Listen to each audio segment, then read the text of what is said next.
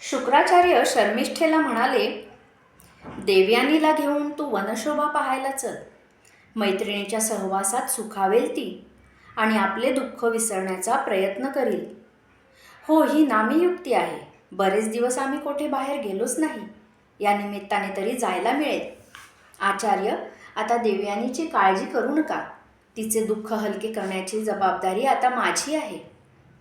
कल्याणमस्तू, सुखावून शुक्राचार्य म्हणाले. दुसऱ्या दिवशी शर्मिष्ठा आपल्या दासीसह शुक्राचार्यांच्या आश्रमात आली. देवयानीला भेटली. तिला पाहून देवयानीला पण खूप आनंद झाला. खूप दिवसांनी भेटल्यामुळे ती भरभरून बोलली आणि बोलता बोलता वनात वनशोभा पाहायची, तळ्यामध्ये जलक्रीडा करायची असा बेत पक्का झाला. ठरल्याप्रमाणे शर्मिष्ठा, देवयानी व त्यांच्या दासी मिळून वनामध्ये गेल्या. मनासारखे सगळीकडे फिरल्या.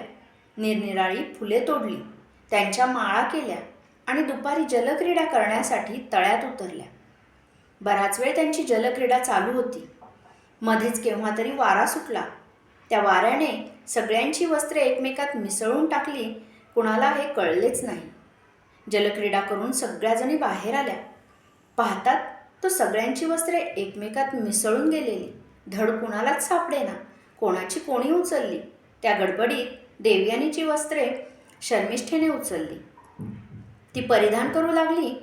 तेवढ्यात देवयानीचे तिकडे लक्ष गेले. आपली वस्त्रे शर्मिष्ठा नेसत आहे हे पाहून तिला राग आला.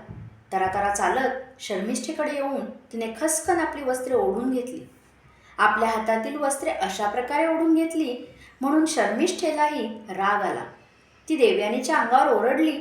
तेव्हा रागावून देवयानी म्हणाली, अगोदर तू माझी वस्त्रे घेतलीस आणि आता माझ्यावरच ओरडतेस. माझ्या हातून तू वस्त्रे हिसकावून का घेतलीस?